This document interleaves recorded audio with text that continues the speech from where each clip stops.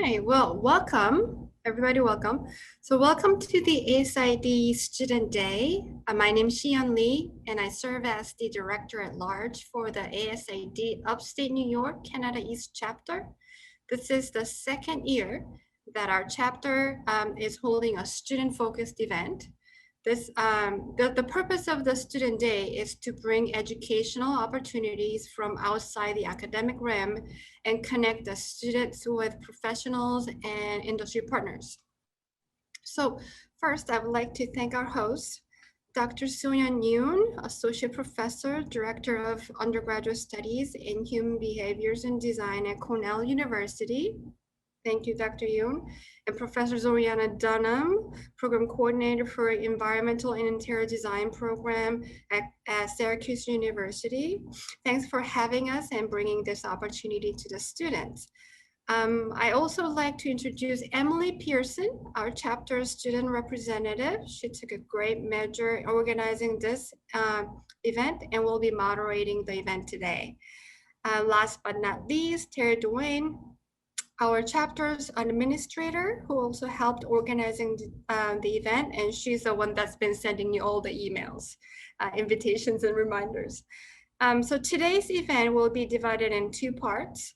First, we have our very special guest, Dr. Susan Chung. Well, this will be a very interactive session. If you rather ask questions privately, please send a chat message to Emily Pearson. After the lecture, we'll take a 5-minute break and we'll have the mock interview sessions for the pre-registered ASID student members only. So without further ado, I would like to introduce our very special guest speaker, Dr. Susan Chung. Dr. Chung comes from an interior design and behavioral research background, has focused on design attributes related to creativity in workplace environments for her doctorate degree in human behavior and design at Cornell University. She is currently the Vice President of Research and Knowledge at the American Society of Interior Designers, ASID, where she connects design and research for improving human experiences in the interior environment. So Dr. Chung, it's a great pleasure to have you today, and I'm going to hand over the mic to Dr. Chung. Thank you. Thank you, Dr. Lee, and thank you to our hosts of this ASID Student Day. I'm excited to be part of this. I'm excited to see students here. Welcome to this. I kind of got a little bit thrown off saying that this is a lecture. This is more of a talk. So I'm going to just share a few pieces together. But to start off, I wanted to kind of just tell you a little bit more about myself by telling you a hopefully short personal story. And that personal story starts with 8-year-old Susan. So 8-year-old Susan on her way back from school on a very rainy day where on a day that she did not have her umbrella. She was riding the school bus home, but also realized that her mom wasn't home that day. Some of the memory is spotty, so I'll tell this story as best as possible, but trying to figure out, okay, where to go and get shelter. Fortunately, a classmate was also on the bus, kind of read my expression and invited me over to his house to stay and kind of wait until my mom came home. I was a little bit hesitant at that time, wasn't a close classmate, did live nearby, so didn't know that I'd be, close by to see when my mom came home. But, what options do I have? So 8-year-old Susan goes to the classmate's house, and from as soon as she enters that home, all of her concerns, all of her worries go away. She's in a warm house. She looks up, and now instead of the rain falling right in front of her without an umbrella, she sees the pitter patter on the skylights, on the windows. She sees the natural wood around her at home and just feels this calm and just this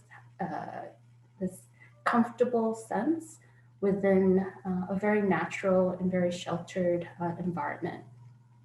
And with that, all goes away. She has a great time with classmate, getting to know him better, and just feeling relieved, feeling relaxed in that.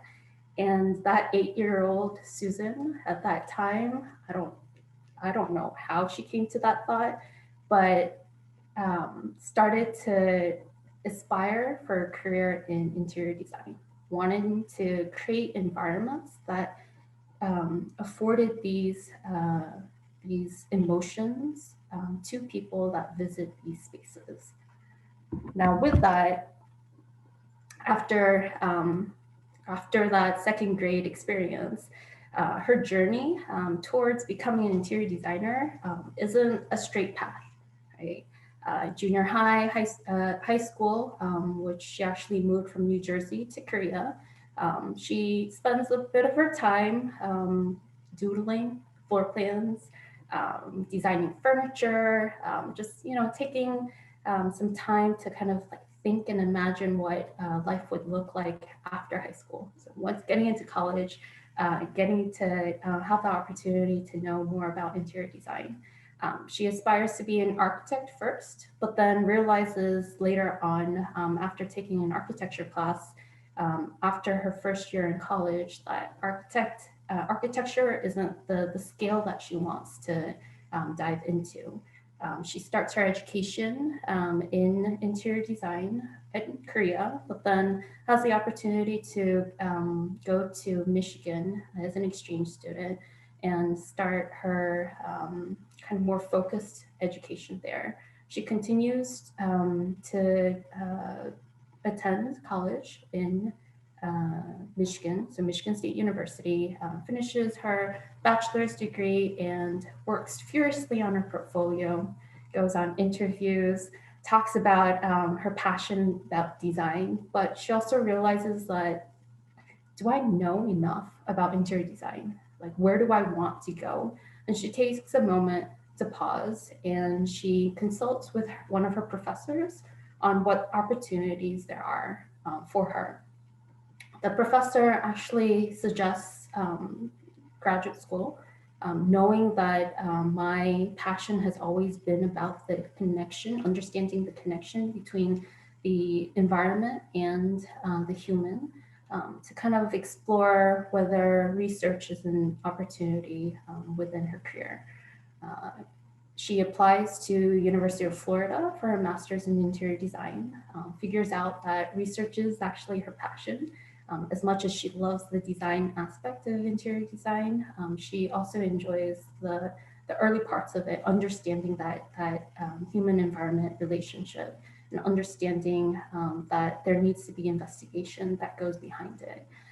So she continues her education journey over at Cornell University in human behavior and design, and finds a research interest within creativity, especially in the workplace, to continue that. With that,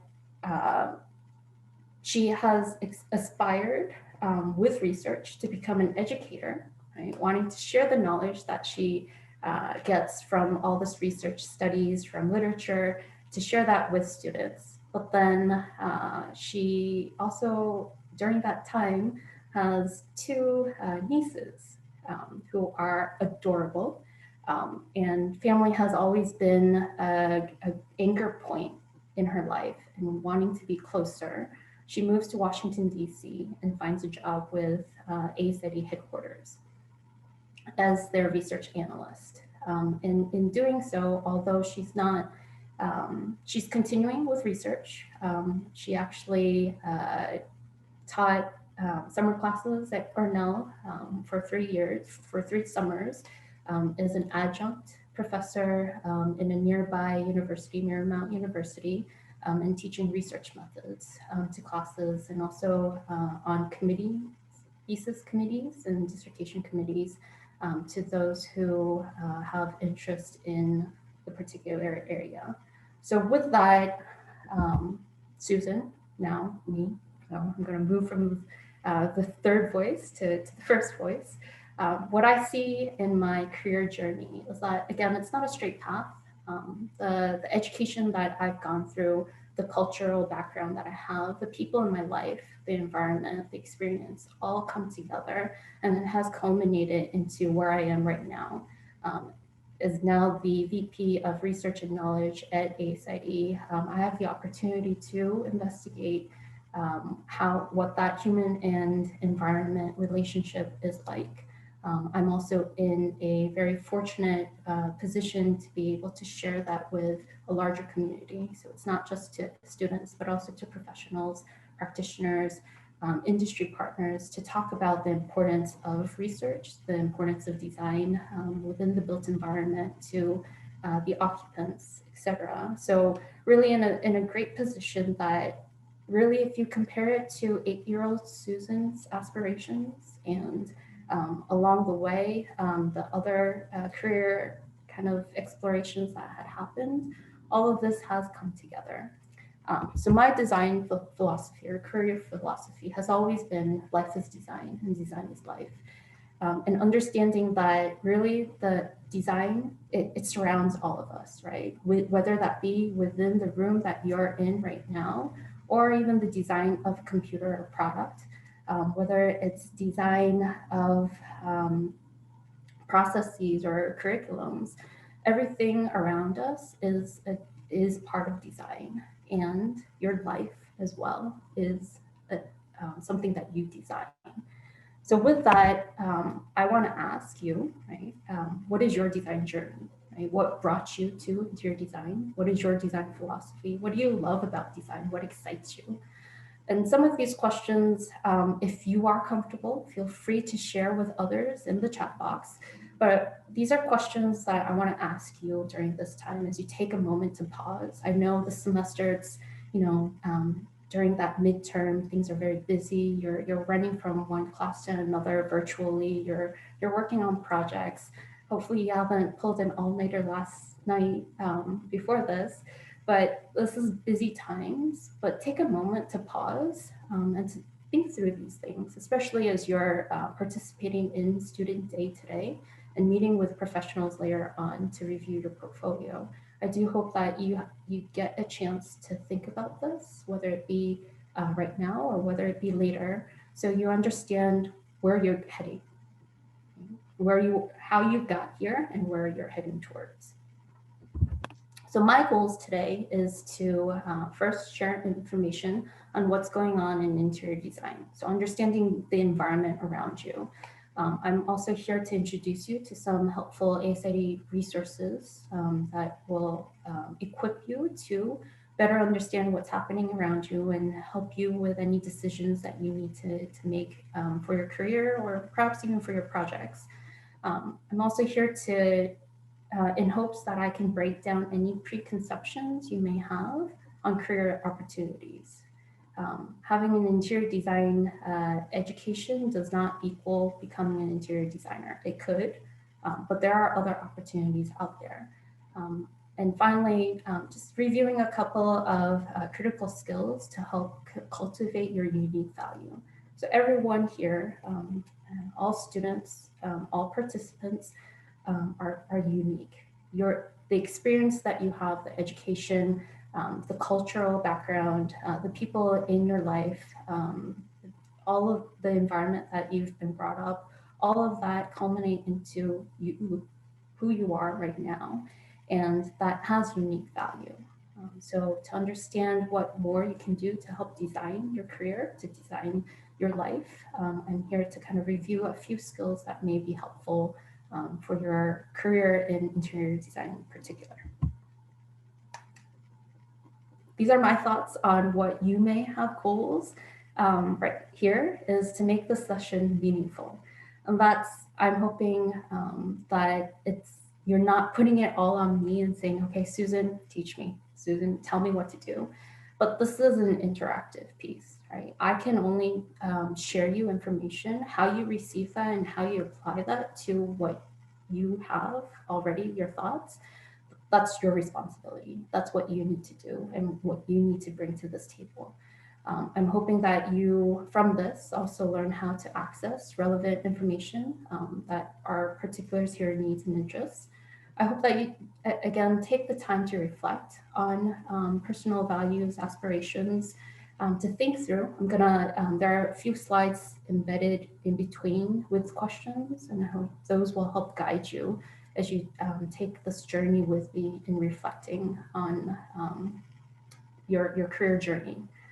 And then finally, being able to apply lessons learned in your career. So again, taking what you are, what's being shared with you right now, whether it be from me or whether it be from the chat box and from your peers, to take those and being able to apply that for the future. All right, so we're gonna start with, okay, what's going on, right? What's going on in interior design, the industry, the profession, 2021, what does that outlook look like? I will say that actually for interior design, it's looking pretty bright. Interior design employment right now is pretty strong compared to other industries. And a couple of reasons to that is there's this surge of understanding that health and safety in built environments that relates to interior designers. With COVID happening and with the built environment really becoming a place where health and safety really matters, the design of it, understanding that products, materials, that needs to be something that helps with health and safety. The general public are finally making that connection. The other part to this is there's actually a labor shortage in construction and design. I'll say that it's also due to the population, the younger population being slightly lower, and the number of graduates from interior design also being lower historically. But entering in, there's a greater demand and a lesser supply. So right now what's going on, employment is generally very strong. I will say that there are caveats to this. It's not all equal, right? Not all firms are experiencing the same thing. Not all sectors are experiencing the same thing. And we'll get to some of those trends as we move forward. All right, so what kind of trends do we need to know? Now, I'm not talking about, okay, what's the paint color of 2021? I'm not talking about, okay, what's the hot technology or the product that we need to know?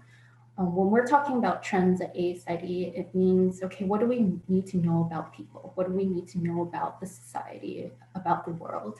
And that's because we're human-centric design, right? The design that we do is about people, right? It's about, it's within the built environment. It is the environmental design as well. So with this, we first and foremost need to understand, okay, what's going on?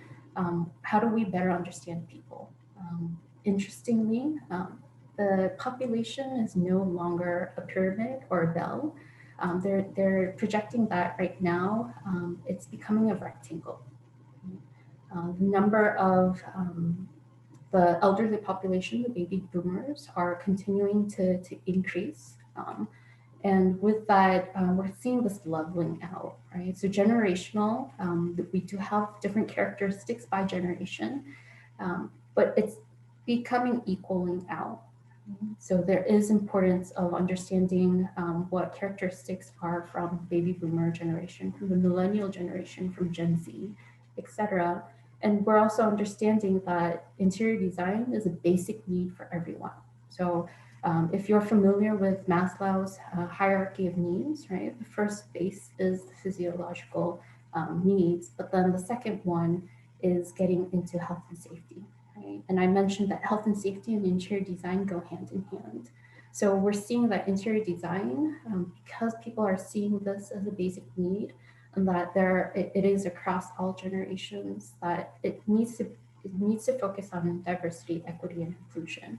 Organizational values, you may have already heard a lot of organizations kind of jumping in on, okay, what are some DEI efforts that we can join on? How do we kind of work collectively to do this? So you'll hear more and more about this. And interior design needs to have a better understanding of what the profession needs to do with this. I'll say, if you consider diversity across the population, the people that we have as clients, then naturally that needs to be reflected in who designs for them.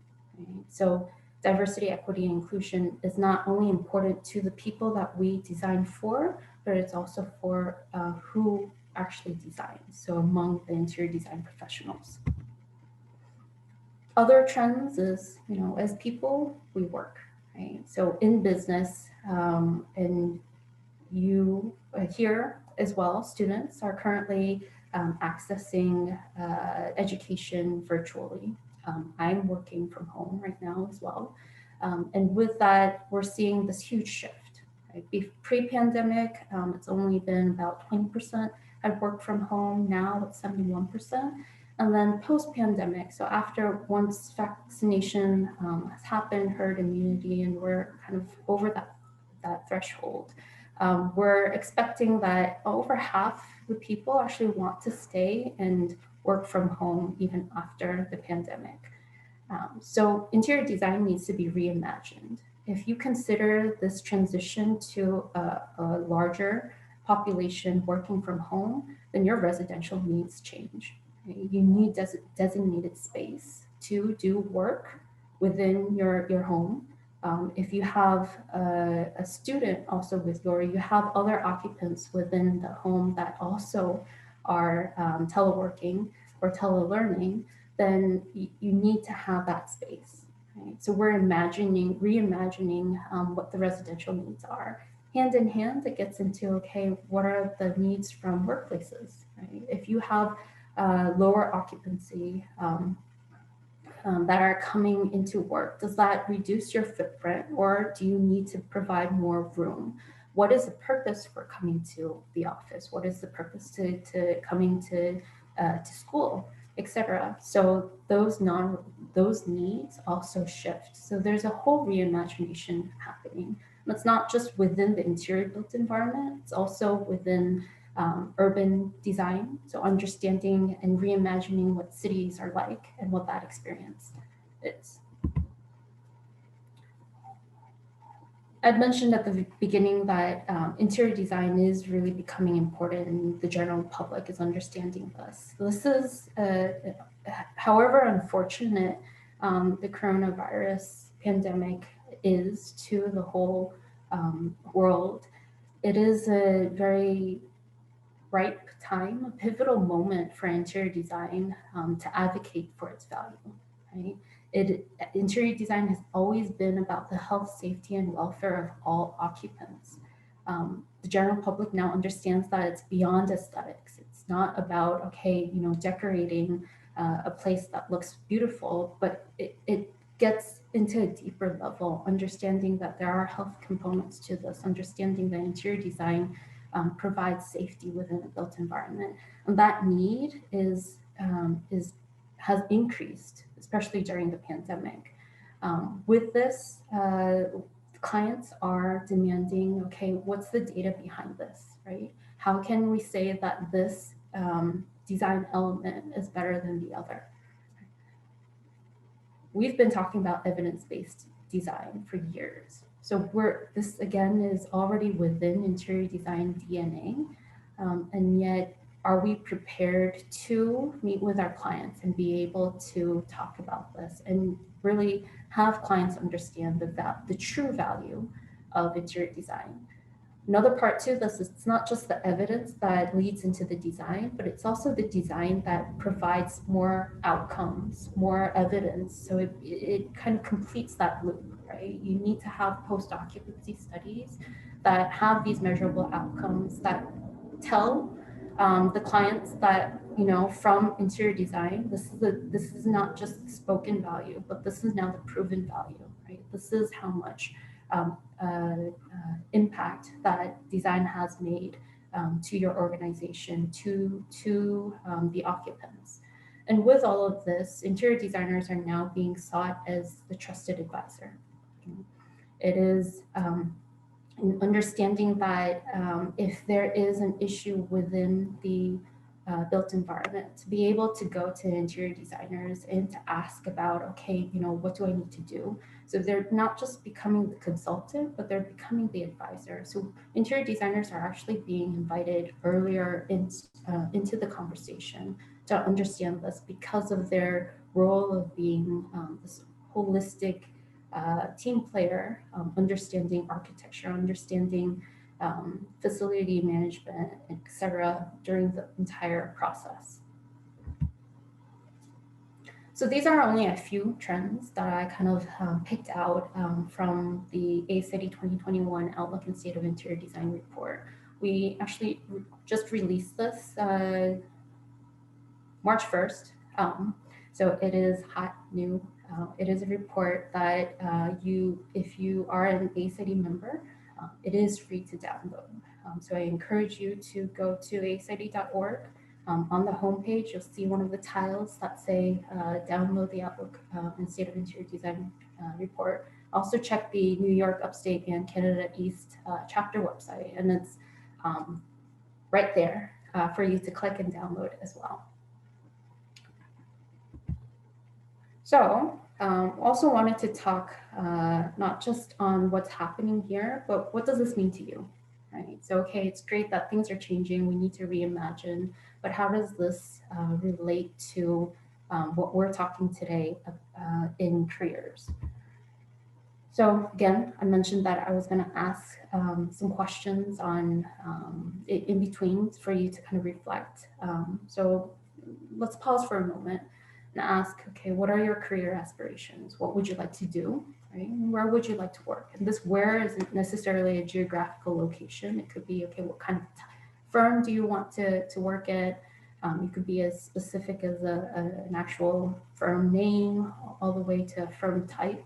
I haven't been checking the chat, but if you are comfortable, again, share this.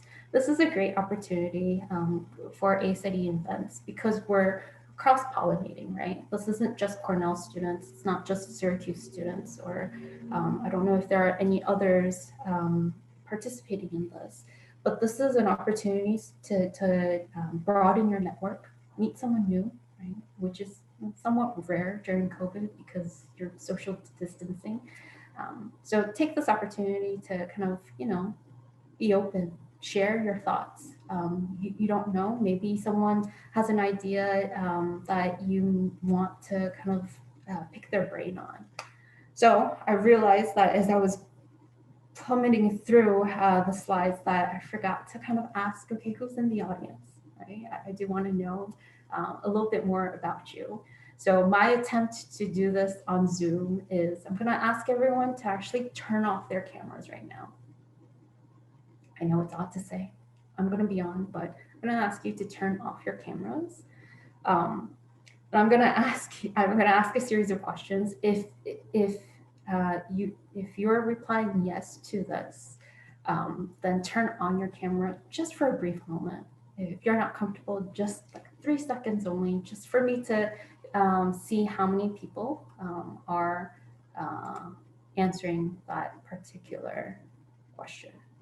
All right, so how many, or are you in upstate New York right now? How many people? All right, how's the weather? Okay, next question. Are you a student at Syracuse University?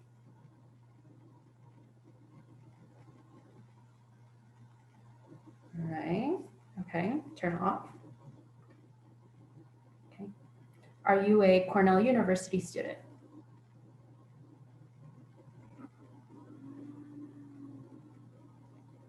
Yay, you made it to class.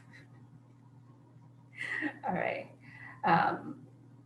Are you a senior this year? Okay, congrats. Last semester, you're almost there. All right, let's turn off. Are you a junior this year?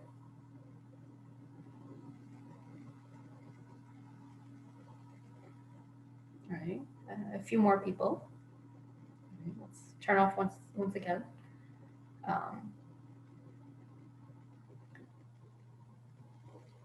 Are you a sophomore this year? Oh, we have more sophomores. All right. Did I exclude anyone? How about, are you a non-student?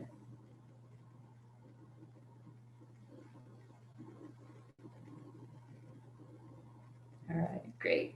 Okay, well, thank you for participating in this. I'll leave it to you whether you want to keep your camera on or off. Um, so it's great to understand that, we have a quite even distribution among sophomores, juniors, and seniors. I didn't ask for freshmen, but if there are freshmen, you're in a good place right now too. So with that, I think it's a great moment, whether you are early in your education or whether you're wrapping up your education, ready to kind of jump into the professional world, whatever part of the journey you're at, these questions are still relevant, right? What would you like to do? Again, I said it's not a straight path. Just because you are at Syracuse and Cornell within your respective programs, that doesn't automatically mean that you are an interior designer. Where would you like to work? Doesn't automatically mean that you want to work in architecture and interior design firm. So what opportunities do you have? So this is also included in the Outlook and State of Interior Design report, and this is the services that interior designers provide. Right? So, and this is all to say that interior design it's not the whole world, right? The world is much bigger. There are many more industries out there, but the services that interior designers provide, still the largest chunk is professional and scientific and technical services. You're still part of that. That is the majority of this. But the services you provide could also influence retail trade, wholesale trade, construction, all the way down to, if you spiral it out, even finance and insurance, right? Because you also design for financial and insurance people, their offices. Right? So the impact that design has is to everyone. Right? This is a slightly different view of this. It's where are interior designers employed? Again, the largest chunk is in specialized design services. So the interior design services is the largest chunk from this. But it is somewhat separate from architectural engineering and related services. If you go all the way down the list, and this is just the top, 10, 9, 10 industries, but it also gets into real estate, right? There's many more to this, but it's to say that it's not just architecture and interior design services, the industries that you have an opportunity to start your career, but there are other entry points that you can jump into your career. We did kind of an analysis and just looking at job descriptions to see, okay, where are interior designers employed? The traditional is, yes, you go to a firm or you start your own firm. You're doing kind of the typical work that you're educated to do right now. It could be at the scale of a product designer all the way to an actual building. It could be slightly different. You could enter into doing more experiential design, so a set designer or an exhibition designer. But as we see here, we also have design educators, right? You can be an educator, you can be an historian. So really there are a lot of opportunities for you to start your career. Emerging ones right now, I mentioned that people want data. Right? People want to know what's the evidence behind the impact of interior design. And that gets into some emerging opportunities to become a research director, do workplace strategies, be focused on health and wellness in particular, et cetera, and become kind of more of a subject matter specialist. So really, there are a lot of opportunities for you to explore here. I know 2019 is kind of old, but trends don't change that often, I will say. The details do shift, but if you look at, we're still using a phone, right? And the transition from a flip phone to a smartphone, that didn't change, or after the change from a flip phone to a smartphone, it hasn't changed much afterwards. So if you consider that, trends are kind of longer than you think. So 2019 is not that outdated, trust me. But we created this very short brief on career pathways and opportunities. And to that, the previous slide with the list is also included in this. This is actually an November exclusive document, so you can't, we do have research resources that we provide to the public, and is open source, but this one in particular we wanted to share within our membership. So I encourage you, if you are not yet a ASID student member, this is a great opportunity to do so. Or the earlier you become a member, the more benefits you have, because it's a one-time cost during your whole student duration. This one, I love this brief because the participants actually share their career advice. So I encourage you to read through and also get a chance to read the advice towards the end. So what type of skills do you need to know to advance in your career? So you'll see on this diagram that, if you split it into two circles each, the first two are more like computer technical skills. The middle two are more related to business. And then the third are related to particular, again, technical information, not skills, but information. All to say that you need to know everything. But into advancing your career in particular, what we're seeing, especially from the entry-level positions, is you need to have a solid understanding of technology. Right? It's a given nowadays in particular. But business is also important. It depends on the role that you take and the type of firm that you enter into your career. But business, I will say, I will encourage, if you have a chance to take a business class, it's actually very relevant to what you need to understand. In conversations with professionals, they say that what they see lacking among entry-level designers is their business sense. So any opportunity that you have to connect and acquire knowledge in business, take that opportunity, take that chance. And then there's building certification and codes and regulations. I know this is too technical information. It's like, you have to remember so much, but it's still relevant and it'll go a long way. So take the time and remember to study up on it as well. I'm gonna skip through the software skills because they're they're consistent in here. This I thought was very interesting because these are the top 5 job skills perceived as impacting compensation. So it's not actual impact, but it's perceived. And you'll notice that, again, I mentioned business is something that you need to know about. As customer service and sales is actually a big part of what people see to be perceived as compensation. If you hone in on customer service in particular, I'm going to say that that's pretty much your people skills. Right? Are you personable? For those who are entering into mock interviews after, during that, the second part of today, as you're doing the portfolio reviews, make an lasting impact, right? Your impression, your personality, it actually goes a long way. Design communication and client communication also gets into, you have to have a solid sense of design, right? You have to be able to communicate it, communicate your concept, your ideas through the design, and be able to do that not just visually, but also verbally with your client.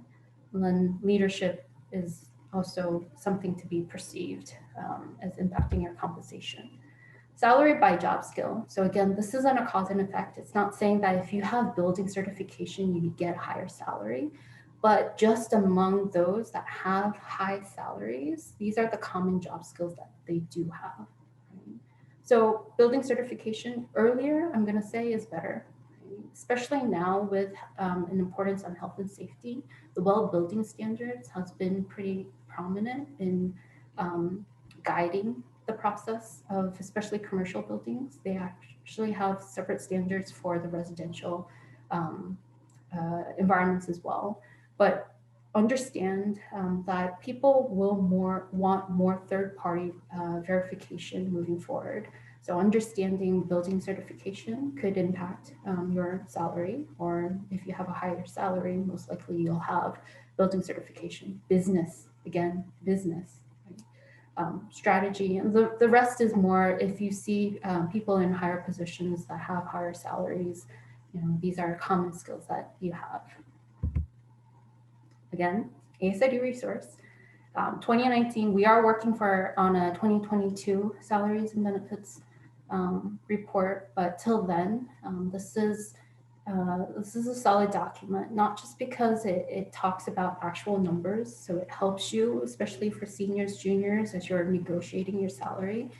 It provides you a benchmark, but not just that, but it also gets into details about skills, right? So the slides that I just showed you, this report mentions the skills related to salaries, to benefits, to compensation, gets into perks, which we'll probably revisit in 2022, especially with prominence in teleworking and remote work.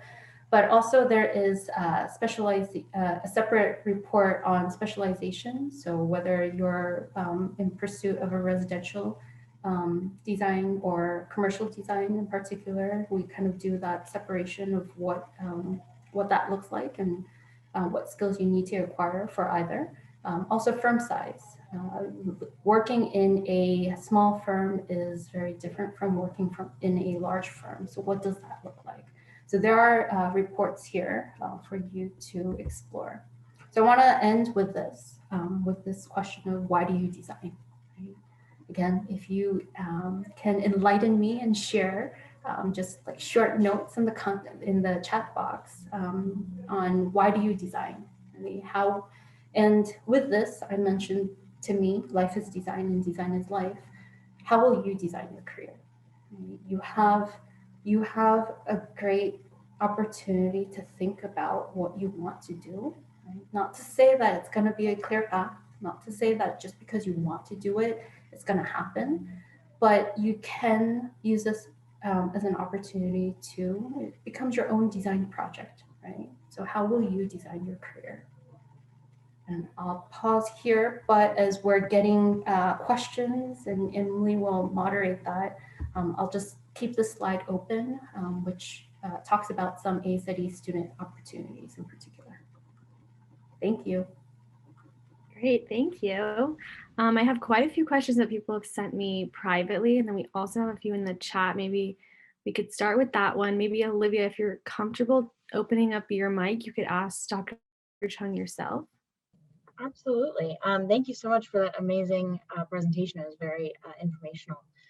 My first question is, over your years of research, how has the relationship that humans have with their environment changed? And specifically, how has COVID affected those relationships?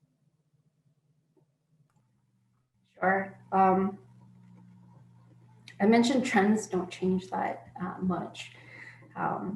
Humans don't change that much. So the environment may change, but human behavior hasn't changed much over the years. We uncover more, right? We understand more as we continue with research. So we're in I want to say a good place where research continues to come in, but we have a solid knowledge base to understand what that human environment relationship looks like. I'm always amazed at how students are informed in this particular. Right? I will say from changes in COVID, it's this awareness. Right? As we interact with our environment, we don't consciously say, oh, that surface looks dirty, I'm not going to touch it. It just automatically happens within our brain, right? But with COVID, there's more of a conscious element, right? The awareness and saying, okay, wait, let me pause for a moment and let me reassess. So I would say the actual relationship hasn't changed, but the awareness piece has increased.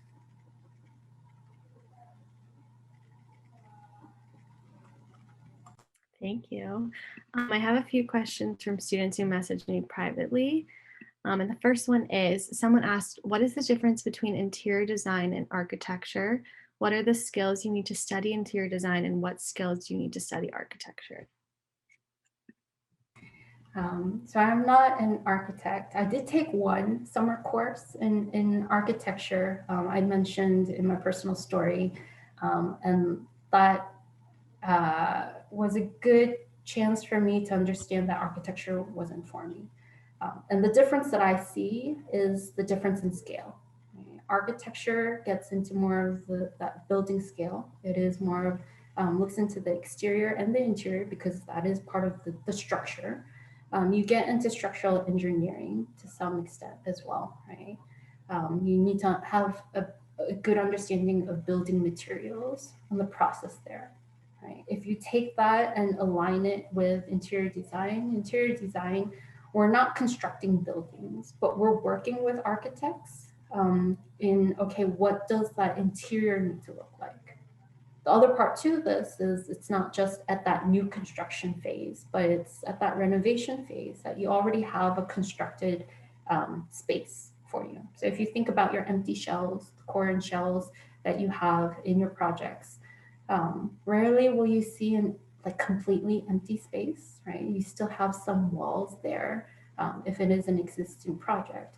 But interior designers work with, again, structural engineers and architects to understand what you can do within the interior. But it gets into space planning, it gets into understanding, and this is where I see interior designer to be more close, to be closer to people, because you're designing for people, you're designing for the occupants. So understanding your clients and what your client needs are specifically, and that gets translated into design. So the skills are somewhat different. You know, I mentioned building materials for architects. You're still working with interior materials, building materials, interior surfaces, your FF&E within interior design as well. So it's just a different scale is how I perceive it. But Dr. Lee, Dr. Yoon, Professor, I don't know your first name, Zariana, if I'm incorrect, don't listen to me, listen to them. Thank you. That's a good description of the two. The next question I got from a student is, what is the difference between practicing design and practicing design research? Oh.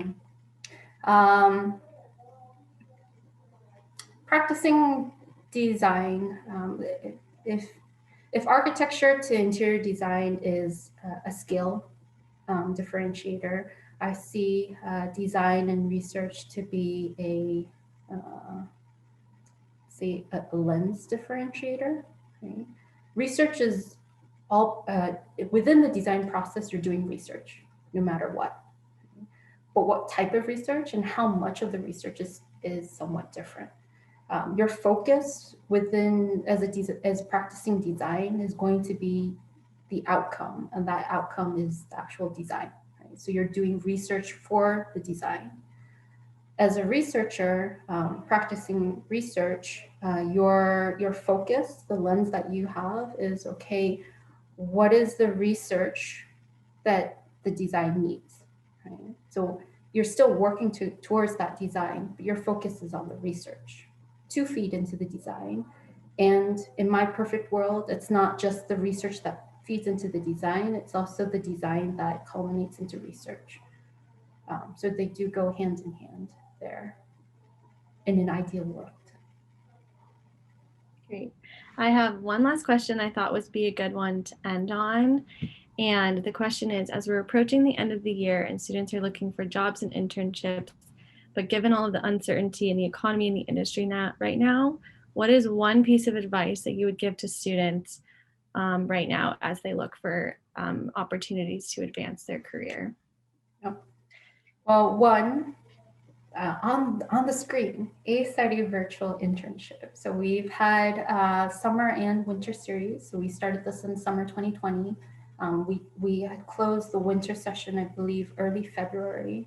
And we're gearing towards another summer session this coming summer. That doesn't mean that this is open, right? So this is a great opportunity to really optimize the virtual aspect of this. It's open to ASID members. Again, a reason for you to sign up to become a member. It includes education. So it includes, I mentioned, like, take a business class. If you don't want to take a business class for credit, ASID actually has a few courses on business that you can take, and it is open during that virtual internship. It provides connections to professionals.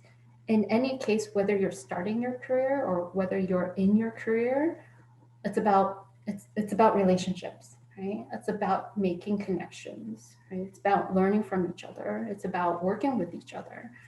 And the virtual internship provides that platform to connect with professionals, either as your direct kind of supervisor within an internship project, or whether that be during a session where you're learning from professionals. So that's another reason why I'm asking you to be comfortable in the chat boxes, comfortable in asking questions, because that gives you an impression as the professional that they remember you, right? And you can take that as an opportunity to kind of search that person on LinkedIn, send a message and saying, I attended your session, I learned a lot, this is amazing. Would you have 5 minutes to talk with me at any point?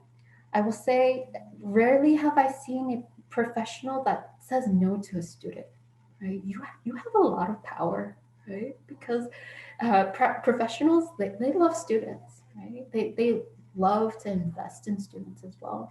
So maximize that opportunity that you have to make those connections, whether you are graduating. So it's not just for seniors, it's also for sophomores. I'm gonna say it's also for educators too, right? We have an educator hub separate on this as well, which you also have access to the sessions that students listen in on. So it's not to say that, just kind of make sure that the students are receiving good information. It's not an auditing piece, but it's more, learning is lifelong. So this is an opportunity to do that. There are real projects associated towards the end of the virtual internship program too. So it's not just an arbitrary, I'm just listening in and attending sessions, it's a conference, but it's more like there are opportunities to connect with actual firms and do projects for them, with them. So take use of the opportunities there through the virtual aspect. Right? I mentioned that employment within interior design is actually pretty strong right now. But I said the caveat is it depends on the firm, it depends on the business, it depends on the location, and also it depends on the sector. Right now we're seeing residential to be booming. Commercial is slightly struggling. Institutional, it's still kind of steady. Institutional meaning healthcare and education, educational facilities. It is, they're kind of leveling off. So depending on again, not a straight path. You may want to be, I want to land that job in Gensler. That's great. But if you actually see the leadership in Gensler, they come from small businesses, right? Because you learn so much. You learn a variety of skills when you work in a small business, work in a small firm. So don't limit yourself to just one. Like, open up to opportunities. Don't be afraid to make connections. Utilize your student position and say, I'm a student and I would love to connect with you. Can you spare 5 minutes? You will get a response. I love that. That's really great for students to hear no matter what year they are. I think there's like a quote that says, like, you miss 100% of the shots that you don't take. And I think these resources that you've provided us with and told you about are great for students to consider. So thank you so much for meeting with students today to talk about current design trends as well as the resources and critical skills students need. You've really helped us to understand the importance of keeping up to date with the industry, and as members of student ASID chapter, you really gain access to events like these that help elevate your career. So thank you. Is there a way students can either message you on LinkedIn or email you if they have further questions after this event? Yes, of course. I am on LinkedIn, Okay. So feel free to connect with me. My email address is pretty simple. It's schung, it's my last name. So schung@asid.org. Feel free to email me with any questions. Again, because I said professionals love students and will not say no, that also means me too. So I know I volunteered myself for that, which is completely fine. I knew what I was getting into. Emily mentioned that, ASID becoming a student member really unlocks a lot of resources. And if you have any questions about being a student member, ask Emily. Ask if you're interested to know what it means, what the benefits are. I mentioned it's a one-time cost. So if you actually join early on, it is a fee for your entire 4 years. So if you have any questions, ask Emily. Terry is also on the line, and if you email her, you can also access information too. But thank you Perfect. for Thank having me. you. This Yes, was thank fun. you. This was great, very informative to a lot of students. So we're really thankful that you were able to meet with us today. So I think next we're going to get into the mock interview session. If you haven't signed up for a mock interview and you still want to do them, you can message me privately as well. I can see if I can get you in maybe at the end of our schedule. I think we're going to take a 5-minute break before we get into that. And you guys are going to meet your mentors who are going to be interviewing you. So we'll take a 5-minute break. If you're not signed up for the mock interviews, feel free to leave the meeting. But if you are, just stay on the Zoom and we'll get started in like 5, maybe let's say 1:10, we'll get started.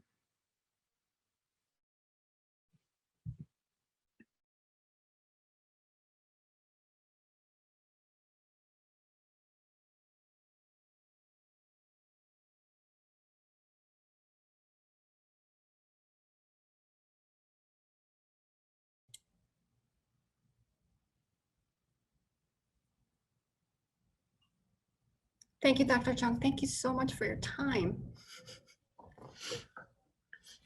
And thank you for having me. I'm gonna leave now.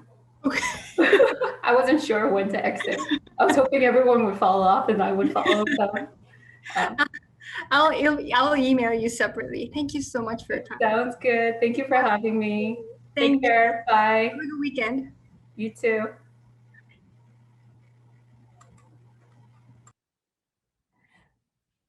Dr. Yoon, good to have you too. Good to see you.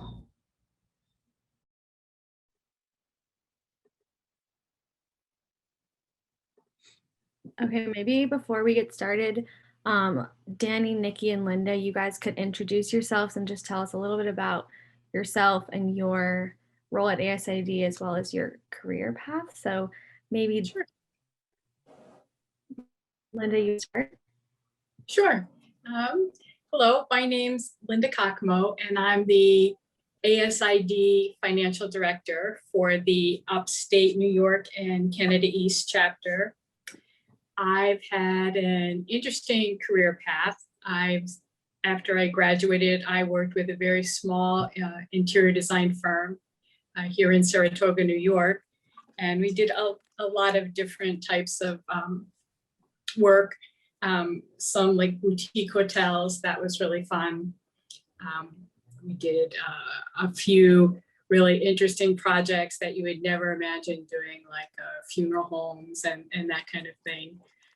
So that was an interesting experience. From then I went to Ethan Allen, and I worked with Ethan Allen for 17 years. And I worked there as an interior designer, as a visual merchandiser, and then as a manager.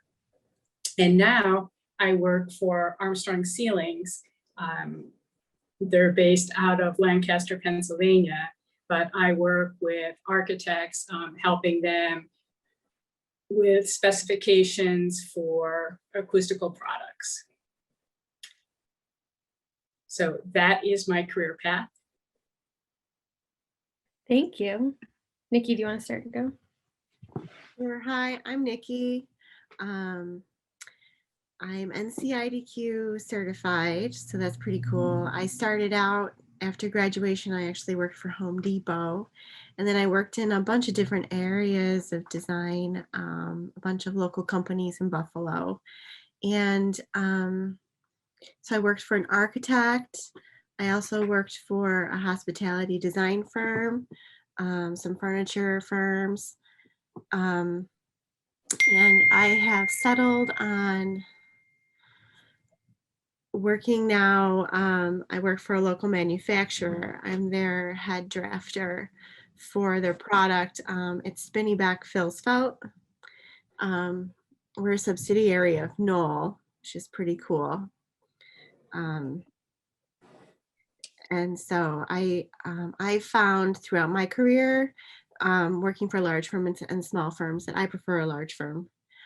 So currently my relationship with ASID is I'm on the board as a membership director. Thank you. Great. Thank you. So I think we just have you guys for now.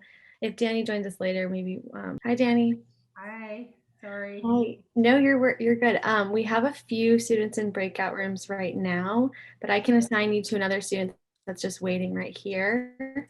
Perfect. But before we get started with the interviews, maybe you could just tell the students that are here a little bit about yourself, and then I can assign you to a room.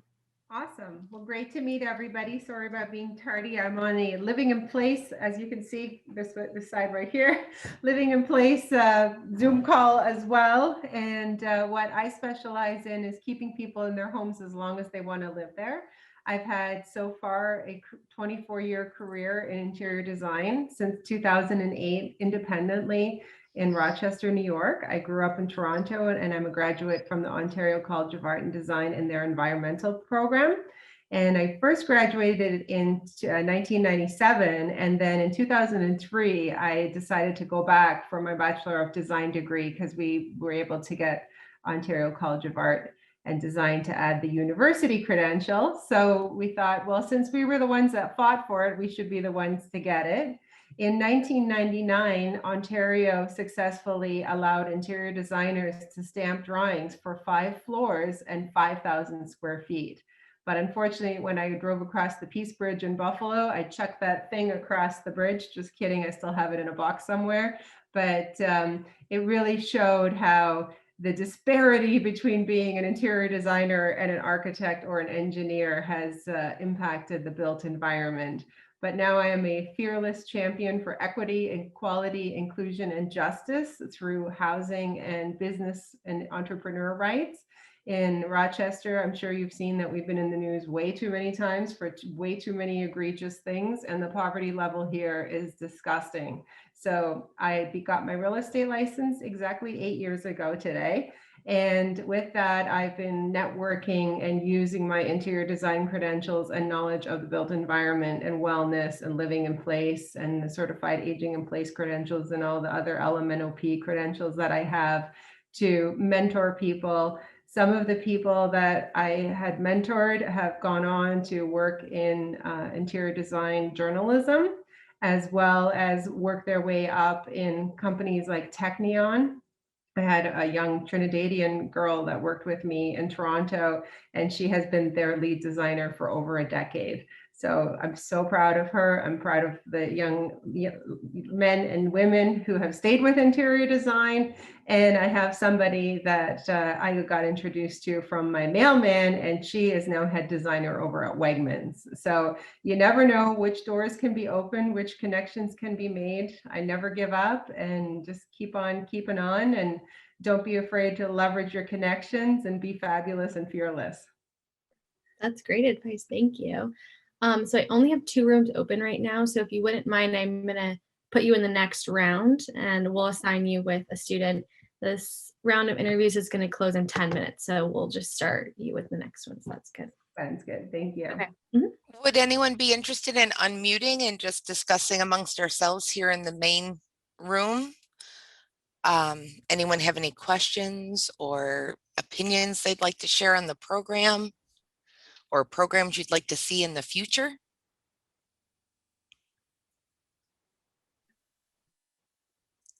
Don't all speak at once. It So seems like we have a shy group.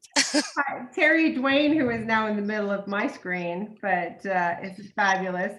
She and her organization were hired by me when I was membership director of ASID. We realized how much work it was to do all the tasks. So the second I got that gavel handed to me and became president, one of our longtime strategic partners said, you got to hire this Rivers Corporation organization and they're going to rock your world. They do all kinds of fun, crazy stuff. So definitely go get the assistance that you need to get where you're at. And, don't be shy.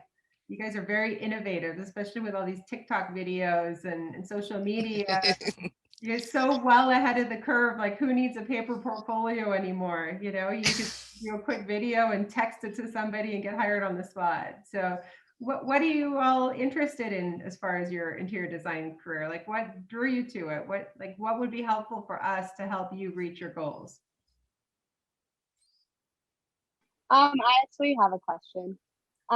So recently I like applying to jobs and everything. I've been looking for things specifically to help like stand out on my resume.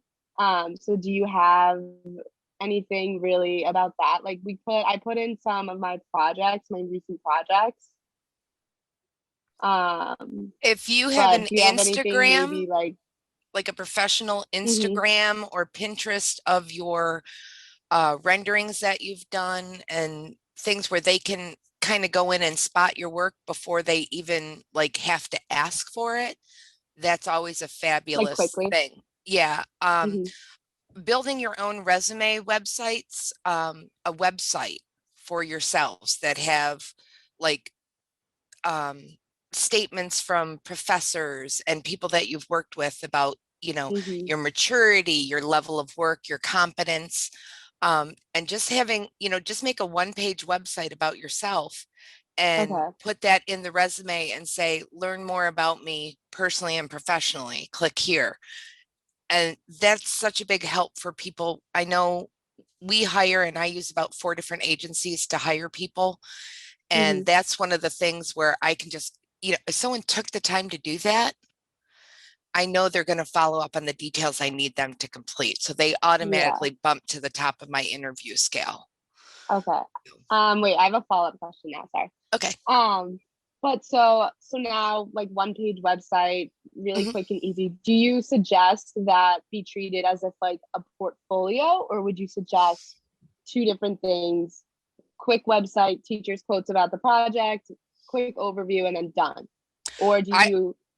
I would have links to your Pinterest pages that are set up specifically for professional portfolio or your Instagrams.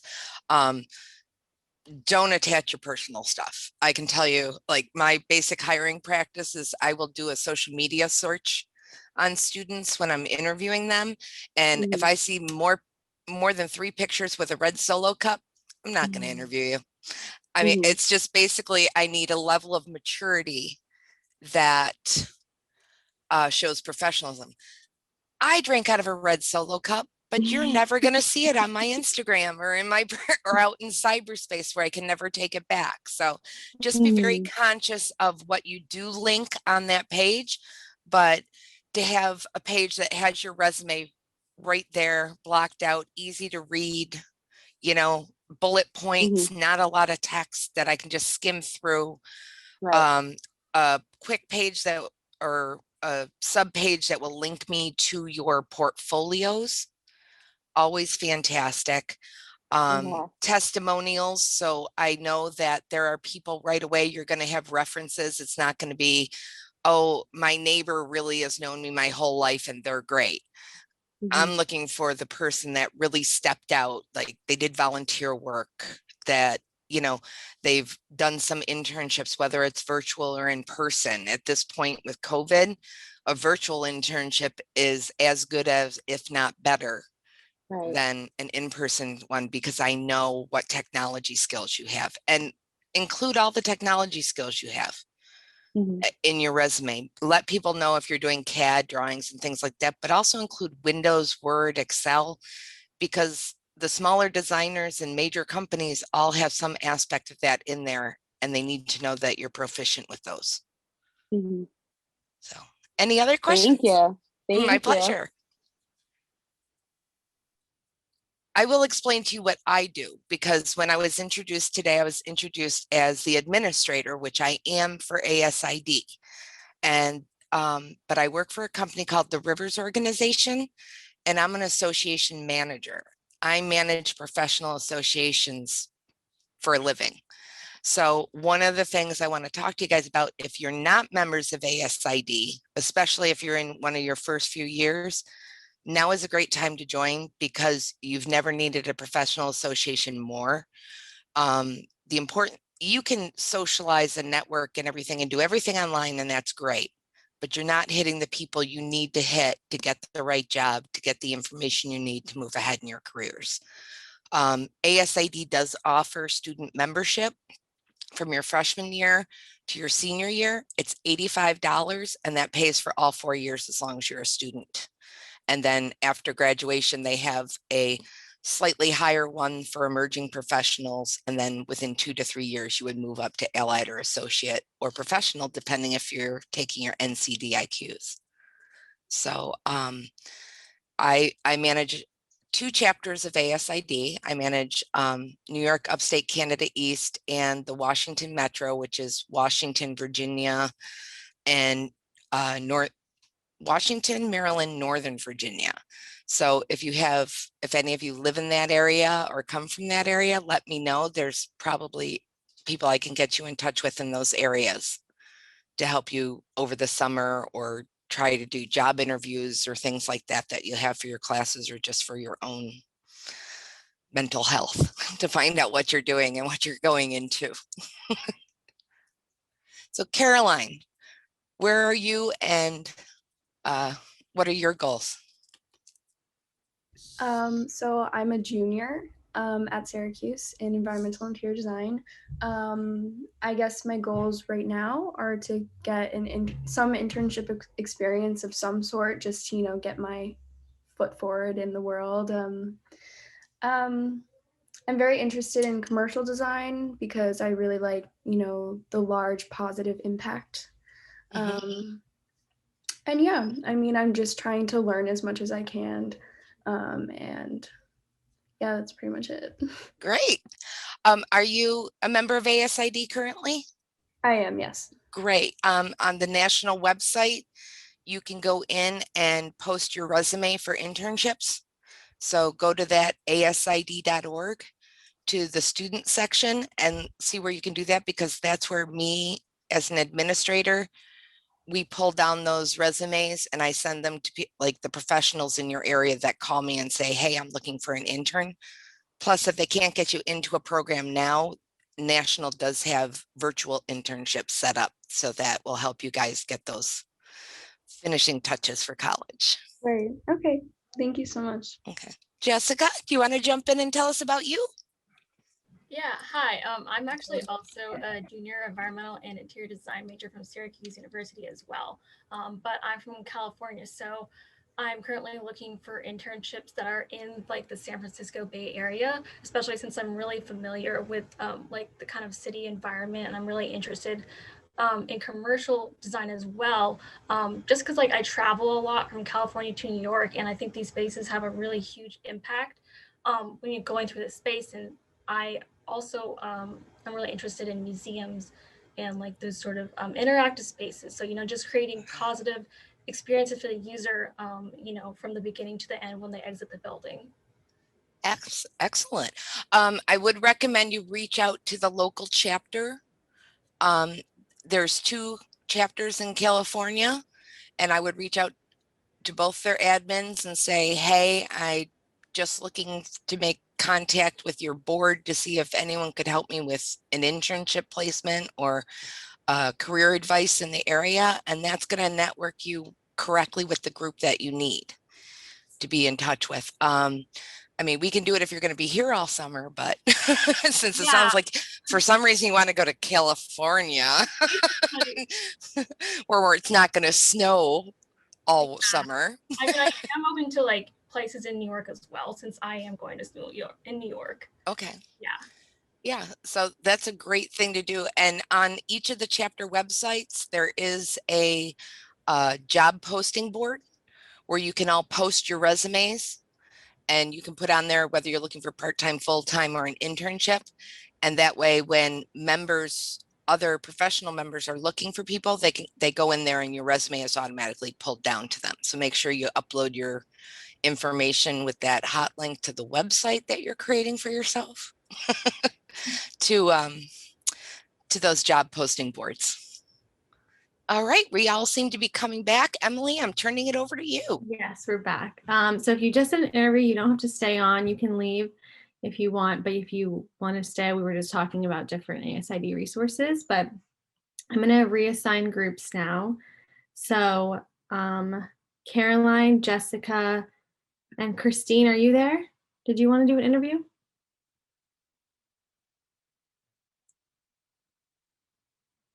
If not, maybe Marcy, are you okay to go next? Yeah, I'm perfect to go next. Okay, so I'm going to do Caroline, Jessica, and Marcy, and if Christine's there, she'll let me know, but I'm going to reallocate all the rooms.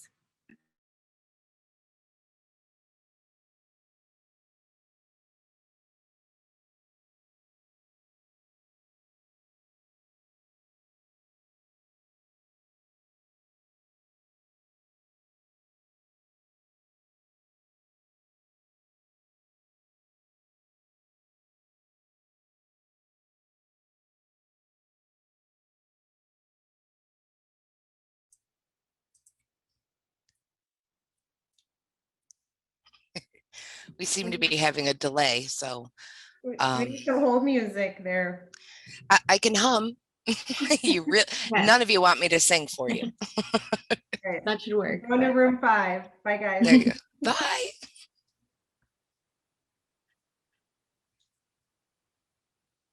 I don't know if Christine's here, but if she's not, then I think this is the last round. Okay. We can ask her to. How did your guys' interviews go, Erin and Olivia? How was it? They went really well. It was nice to kind of go through some introductory questions and have that prepared, and then touch a little bit on portfolio stuff. But time's always your kind of worst enemy at the end. But it's nice to kind of run through that to work on timing as well. Right. And that's a real life situation, because as you know, as someone that does the interviews, I'm getting you in and out as quick as possible. So that's wonderful. Olivia, who did you do your mock interview with? I did my mock interview with Nikki. Nikki. Okay. Now Nikki's been with our ASID chapter. She started out as our emerging professional, and then she was our director at large. So she's been with us for a long time. So she's got some great resources. We were discussing with the people waiting some of the things they can do in prep for job research. And one of the things we had talked about was, you're sending your resume out and you're doing it digitally because that's just the world we're in now. But going to like iSquare or one of these and creating your own web page that's strictly for professional viewing, that has your resume in simple bullet points, some hot links that take them to your professional social media accounts that can show them some of your portfolio work and stuff like that is a really great way to start and help people looking for people to get the right thing. Did you guys have any questions after your interviews, Erin? No, I don't think so. We kind of just went through the questions, but it was really nice to, have that kind of practice, I guess, for what kind of questions to go through, have answers prepared. And you were with Linda? Yeah, I was with Linda. She was lovely. She's wonderful. She's really good at making people comfortable. She's very good at that. She is, well, actually all three ladies doing our interviews today are really good at making people feel comfortable, but and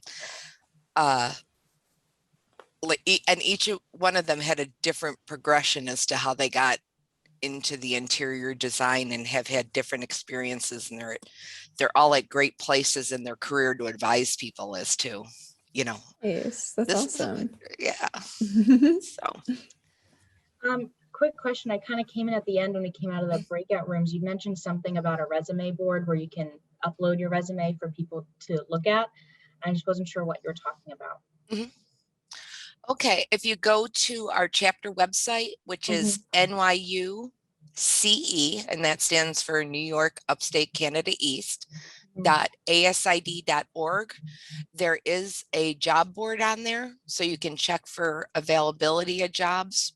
But you can also upload your resume into that page and let our professional members know if you're looking for like part-time, full-time, internship, that kind of thing.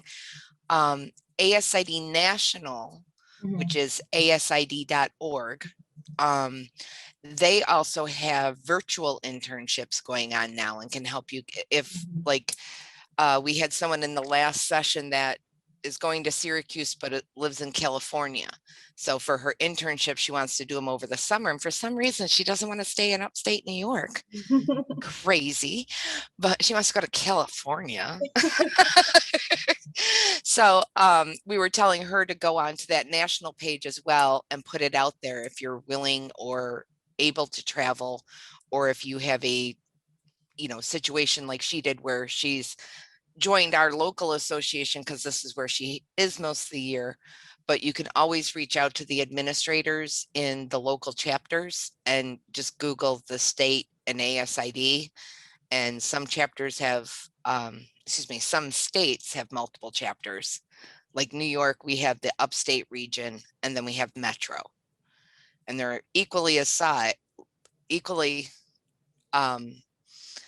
number of members, but like Metro is like New York City, Manhattan, and then we go from Albany to all of Canada.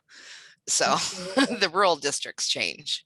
Well, that was actually kind of my follow-up question was, I'm originally from right outside of Philadelphia and plan on going back to that general area outside after graduation this year. So I was going to ask, can I get on kind of one of the job boards for that particular area?